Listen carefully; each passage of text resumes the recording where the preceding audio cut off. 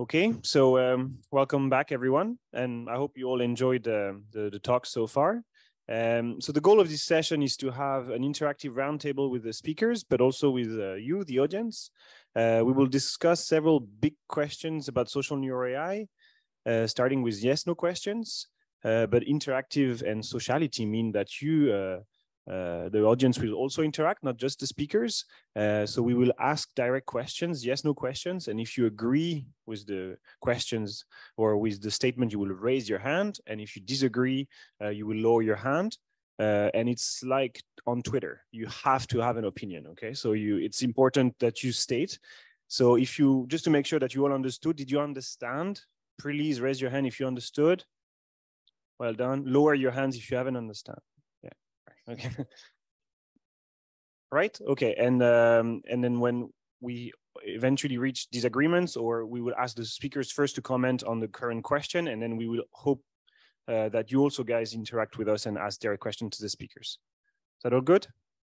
Okay. Yes. So the first question, yes/no question, and I first going to ask the audience: will we ever be able to model and fully explain group and social dynamics? Raise your hands if you agree with that statement. Okay, very few. Okay, and then the speakers, do you agree with that statement? Will we ever be able to model group dynamics? I'll take that as a no. Amin, do you want to start with, hard no from Amin. So do you want to start explaining why you don't think that's going to be possible?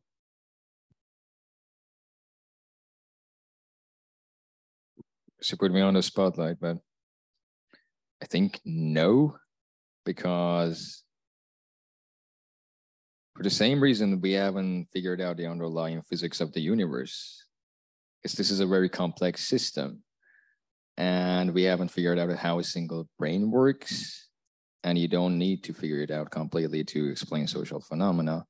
But once you say like completely understand, I expect you to understand the underlying levels as well. So I guess we can understand it to a high extent, but completely, I don't know. I don't think so.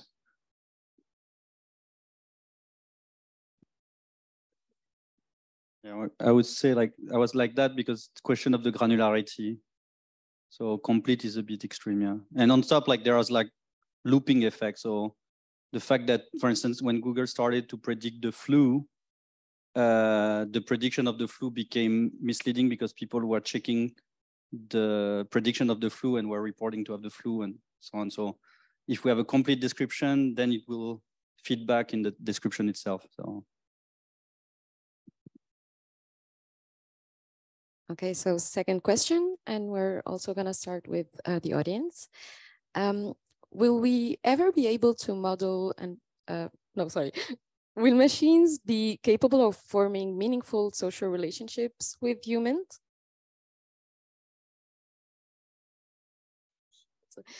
Okay, so if machines are capable of forming, will ever be capable of forming meaningful social relationships with humans? So I'm asking the panelists. Okay, do you want to elaborate on that? Hello, yeah. From my perspective, yes, but it's still a long way to go because the robots that we have at the moment does have some AI and machine learning on them, but like from my experience, I've seen that people want more. Their expectation from this social connection and social dynamic is much more than they're getting from what we already have. So they're getting a false expectation at this moment, but as development continues and we get more advanced robots, this social dynamics and social connections might get much, much better. And yeah, from my perspective, we might just get better social relationship or meaningful relationships, maybe in like 15, 20 years from now. Thanks. Do you have anything to add, or no? You're good? Anyone from the audience? Yes, Charlotte. if we're talking about meaningful relationships, will it be meaningful only for the human or maybe for the machine? Okay, I take that. So that was the problem also with this question. Like by the understanding and meaning, it would assume a form of subjectivity. And so behind this question would be like, can we build artificial subjectivity? So it's a rabbit hole. But I agree, like to me, the meaning is pretty outsourced to the human in most of the devices that are already there. And if ultimately we are able to create a machine that is able to build its own meaning, then yes, but that's the hard problem. So. Okay, so next questions. Will AI technologies be able to adapt and navigate complex social norms and cultural nuances? That's a question first for the audience. Do you think AI will ever be able to understand cultural nuances? A few yeses, more yeses. Okay. I'd say it's pretty shared. Yeah, you think so? Okay, all three. Do you guys want to comment on that first? I prefer the word navigate than understand. You prefer the, okay, that's.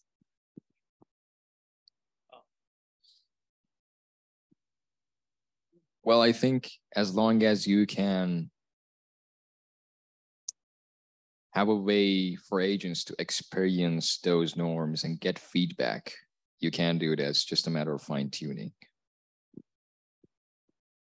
Yeah, there are a lot of research that is going on, like understanding social norms and social culture better in the human-robot interaction research field. And we, even in our lab, I'm working on social appropriateness, which is very much interconnected with social norms. And I'm also looking at culture. So from this experience, I'm getting like data that says that, yeah, maybe in the coming future, we might be able to make these robotic systems understand different culture and different norms and make decisions based on those different aspects. And yeah, from my perspective, I think so. We will reach that position one day, but not yet. Can you give us examples about what you mean behind cultural appropriateness? Cultural appropriateness? Yes, please. For example, yeah, one of the example I can say that I don't think it's related to robotics. Just 1 second. So cultural appropriateness. From like, if we are thinking about Asian culture, I'm from Bangladesh, and they're very their culture, their accent and stuff, very much very diverse from what we have in the Western cultures. And but about cultural appropriateness,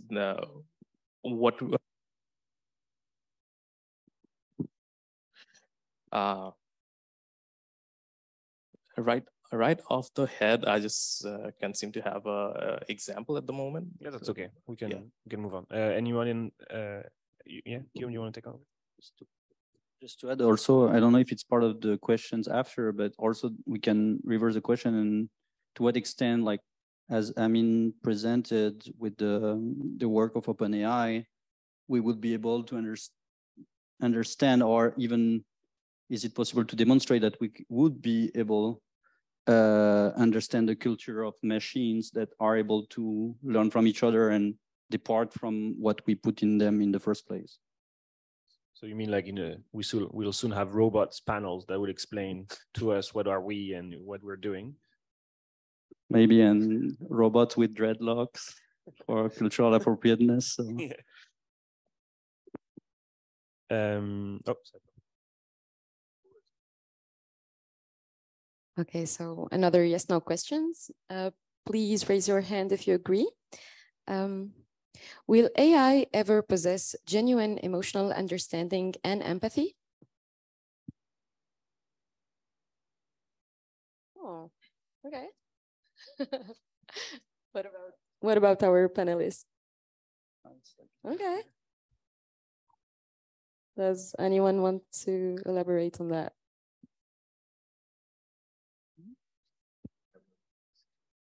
No comments. Well, still the same. Like, I mean, it boils down to the artificial consciousness and our problems. So, I mean, it's not an easy question, right. But I still think that we can crack that. Okay.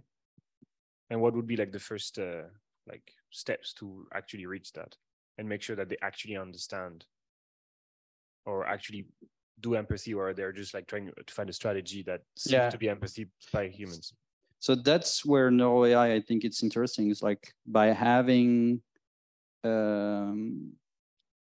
mechanisms, even in artifacts that mimic the brain, would allow us to transfer our understanding of all the social neuroscience of empathy and so on in machines. So if we have like something that is so genuinely different, then we are lost with just behaviorism. Yes.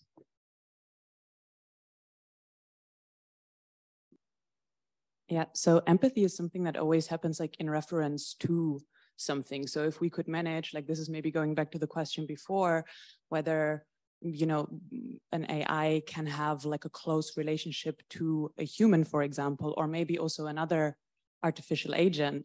Like if you can manage to kind of create this and the AI, like, you know, you manage to like form this perfect relationship, however that works, I think this is what has to happen first in order to feel something like empathy. Because understanding empathy is one thing, right? It's like, okay, yeah, cognitive empathy is one thing, but then there's emotional empathy. And for that, you do need like a reciprocal relationship underlying that. I agree.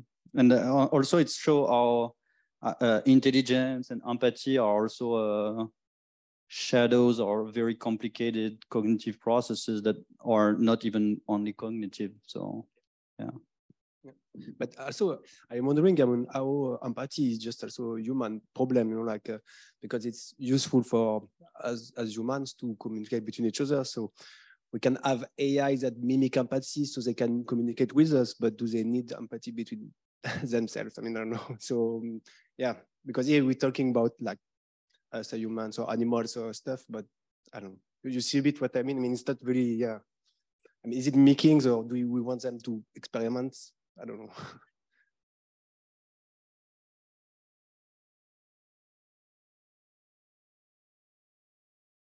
I think it's very ambiguous to say if it's able to understand or if it's like just really good at pretending, because our understanding of how these deep neural networks is able to process natural languages, basically with the invention of word embeddings, we are only able to see that, okay, apple is close to banana, that's how it interprets us, but we don't know what it actually means by those 300 in terms of word to egg.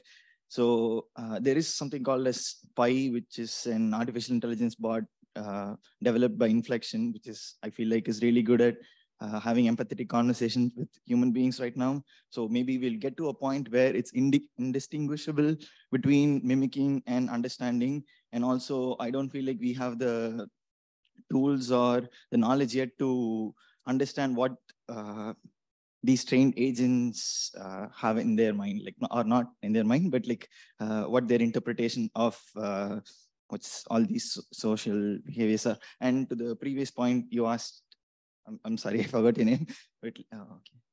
Yeah. I don't want to mispronounce it. Okay. So a question you asked him regarding like if artificial intelligence and these bots, will it be able to understand the social interactions. And I think there are some research going on in Stanford right now where they are working with the generative agents to mimic human behaviors. One of the examples that I saw, I was just checking up on that, was like they sent out a base prompt saying there is a Valentine's Day party that's going to happen in someone's house. And these generative agents, they sort of work together to pair up and bring dates to the party. I think these are all sort of cultural norms which agents can learn and interpret at a good level right now. And in the future, maybe it'll be indistinguishable from humans and maybe a little better at least. Thank you. Yeah, I think it's going to be easier to trick humans into believing that the robots are doing good than actually understand what the robots are doing. I think this is the last yes/no question. Is there a risk of power imbalances emerging within groups that includes machines? Like, is there going to be eventually social interactions are going to be biased negatively because there is a machine involved, and then therefore we're going to trust the machine more into judging logical things or presenting things as facts more? Audience. Okay, share. Mostly yes. Okay. Do you guys want to comment on that? What do you think? Is there going to be some kind of, do we need to discuss power imbalances with machines? I think like it's up to us, but regarding our society right now, I would say yes, it's gonna create problems. Okay. But it doesn't has to be. Can you elaborate? Well, we can rethink our whole socioeconomic system and make it work first. But like that's what I'm saying. It's like inside the socioeconomic system as it is, the application of machines that will be able to mimic human behavior will be used for not only ethical purpose and nice purpose. So it will end up with like a negative bias. I mean, even in gaining positive interaction, there would be always a prior that it may be negative as well. So it will ruin the thing.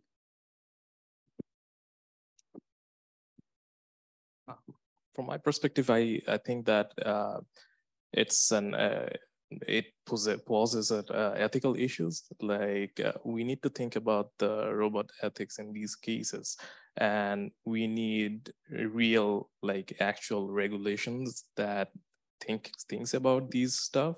So there are institutions that are working on the robotics ethics decisions that really concerns basically these topics that you just asked.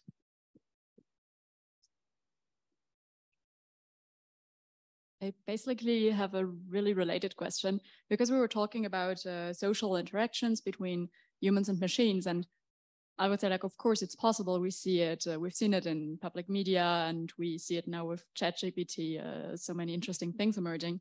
So I think the question is not whether, like, why, but we're now asking more and more about the risk. And when we talk about the risk, we always automatically talk about the design of the algorithm or the machine. But I wanted to ask also on the flip side, how are we approaching to better educate humans for the interaction? Because it's, I think, a problem to diminish the risk from both sides. Of course, the design of the machines plays a role, but how can we better educate humans to also diminish the risks?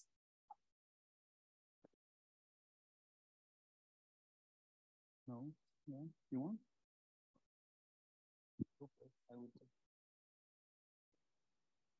It's a difficult question how we would teach humans, because every individual has their individual motives, and you don't know what they have in mind that they want to do with the AI or machine ethics, machine that they're working with, or the decisions that they want the machines to make. So because people are different and they have, there might be evil people who has a lot of money, who can afford these machines for like for the not the betterment for the world. You just can't, maybe you just can't stop them just by spreading awareness or stuff, because they just won't listen. You need proper regulation from the government, and maybe the UN needs to step into it eventually.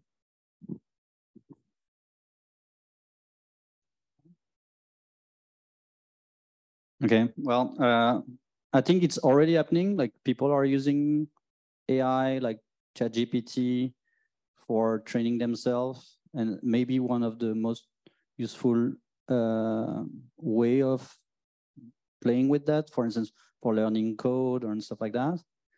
Where it becomes ethically problematic is when you have public systems that cannot achieve what it's supposed to do for citizens. Let's say, for instance, healthcare and access to psychotherapy, where you need like 10 months to have access to psychotherapy. And people would just, and it's already happening, pay $30 to OpenAI to have ChatGPT doing a psychotherapist. And it's not that I'm saying it's not doing a good job. We don't have yet a lot of feedback and perspective on that, but it's happening. And how we regulate that, it's a big question. And on top, like there is a big issue here, which is if we start to deal with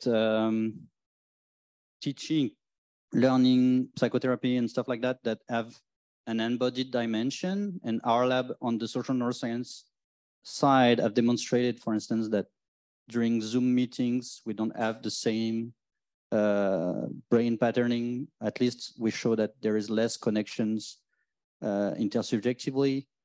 Well, then maybe outsourcing education and psychotherapy to robots may be on the long term something negative. So we have to be careful with this kind of stuff. And giving an incentive for government to say like, oh yeah, cool, we don't have to pay anymore for clinical psychologists, we're gonna just pay OpenAI API.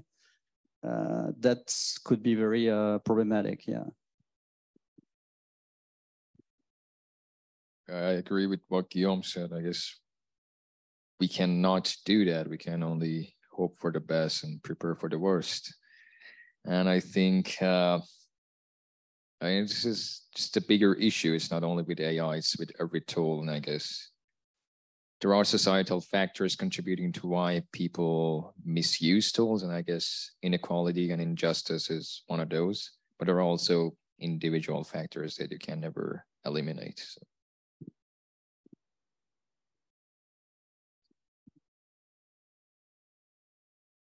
Thank you again for your answers. And does anyone from the audience has any question or comment? Okay, so next we have a couple of open questions to our panelists. But again, you're we are very happy to hear your opinions and comments on these questions. And if you have ever other questions, yeah, you're welcome to ask them. So my first question is going to be, how can social robots and virtual agents be designed to foster positive group dynamics and improve collaborative outcomes?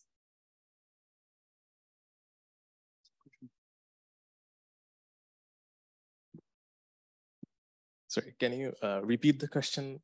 Can you repeat the question once more?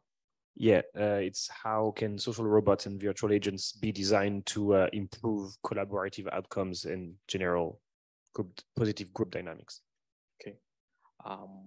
I think we need more participatory design studies. And by participatory design, I mean that including the stakeholders or the people who are going to use such robots and get their opinion on the robots that they have and or what they would like to have in the robots. And that way we will understand the needs, and developers and researchers might be able to use that data to develop better robots in these cases. And from your study, would you make an informed guess about what factors would be more prominent to turn something into a positive interaction? Sure. From my master's study, where I used a Sony robotic dog, I gave it to people, and people had them for 2 months. So they did get to know the robot better. The novelty effect of having a robot was diminished like in 2 weeks. So I got some data that that I think is quite important for the developers. For example, one is the factors that involves the robot being a social catalyst. What do I mean by social catalyst? Because of the robot, those individuals were able to talk with other people, because some of them were taking the robots while they went for grocery shopping, or even we went on a walk with the robot dog. So just random people came towards them. They started talking to them, and that robot made that communication happen. So this was a really interesting find, that the robot can be a social catalyst, and we can make these interactions much better and have these in mind to build better robots. Then another thing is that there's a term called anthropomorphism, and anthropomorphism means that thinking of an animated object as a living object, in simple terms. So these robots, since this robotic dog has that effect on people, like they feel that the robot is more, the robot feels lifelike, and the robot has this puppy-like characteristics. It barks, it runs around, it tries to jump, it rolls around. And these characteristics gave them a feel of what they would like the robot to do more from the anthropomorphic perspective, because some of them did mention that they need to instigate affection towards the robot to get affection from the robot, because the robot doesn't instigate affection. It just stays there, does its job, but people want the robot to maybe jump towards them, show more affection, and they just don't get it. And these are some like small ideas that I got from these studies. Thank you. Any other comments from the panelists? No. Yeah. I mean, from a technical perspective, it's not an interaction between robots and humans, but in multi-agent reinforcement learning, there are ways to prevent tragedy of commons. One way is to have the same reward structure for all agents, or add more observability and communication between agents so that they can achieve a goal or a situation that is beneficial for all. So that is my technical perspective on the issue. Yeah, I like the point that robot can be just a catalyzer. Maybe the best course of action for robots to make people social right now is more like connecting people with other people and just being the the catalyzer of that. And I have another example with play group for autistic kids using robots as a joint action together. So the robot in itself is not the goal, it's just like a catalyzer. But if we want to increase social good artificially, it can be also problematic, because as soon as you start to measure something, the measure can be hacked and so on. So I don't know if we want also to go too much in the utilitarist optimization approach. Hi, so it's been touched on a little bit, but as a researcher who studies consciousness, I want to explicitly ask. So do you think that machines or robots, any form of artificial intelligence, will be able to develop phenomenal consciousness or qualia, like qualitatively experience a sadness or appreciate, as it's been put, the redness of red?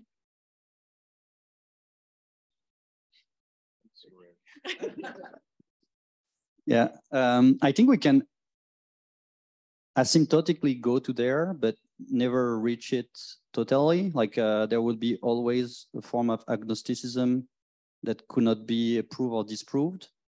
But as I say, it's like it quacks like a duck, it looks like a duck, then maybe it's a duck.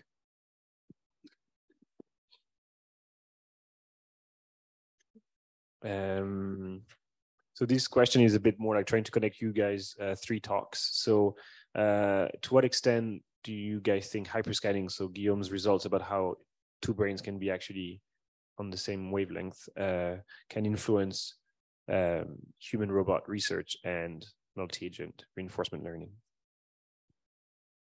This question obviously goes to Guillaume as well, but also to you guys. Can you repeat the question? Yeah, how to what extent hyperscanning research, what Guillaume studies with EEG, and how you can highlight that 2 brains can enter in phase when there is a social interaction. How do you guys think this could actually influence human robot interactions and multi-agent reinforcement learning? Guillaume can start. I'm sure he has ideas. Okay, well,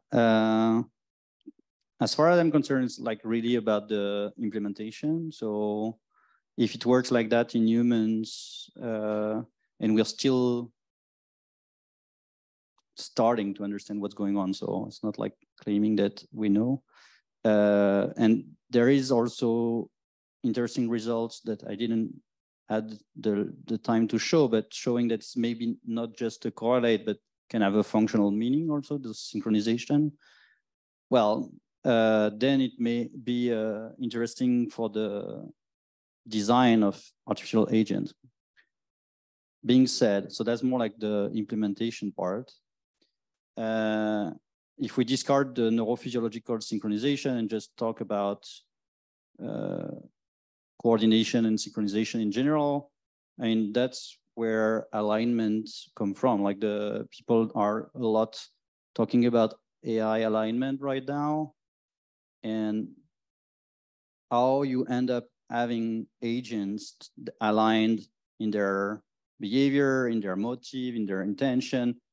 That's where like the hyperscanning research also can give insight. So yeah.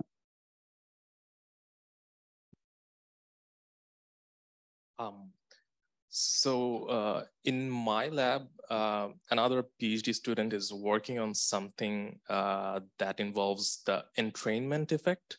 The entrainment effect means that when you work with someone and you're doing the same thing together, if you see that the other person is doing the thing more quicker than you, your mind works in a way that you also try to do it as quickly as possible and to match the speed of the other person.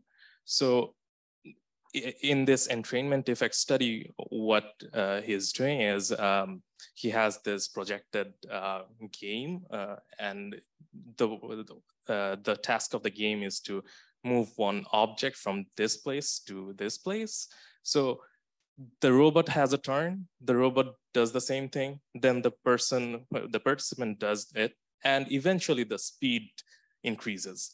And he's just trying to see if the person is increasing the speed based on the robot's speed or not. So we have some studies that is in line with your questions, but maybe we need more data on it to answer it properly. Yeah, I'm not an expert in this area, so I guess I'm going to rephrase the question. Can we get inspired by neuroscience to improve research in multi-agent reinforcement learning, etc.? Definitely, but I guess the point is not to replicate what humans do and just to get inspired by them. And that is one important thing that we have to keep in mind. Okay, so we are out of questions, but earlier on, some people had questions that they didn't have time to ask the panelists during their talks. So now is the time. Please don't hesitate. Otherwise, we can also close the session. So, well, I don't see anybody moving. Okay, thank you to our 3 panelists for an interactive talk. Now we're going to have the poster sessions. I think Kira, you're supposed to introduce that. Yeah, okay. So big round of applause to our 3 panelists, and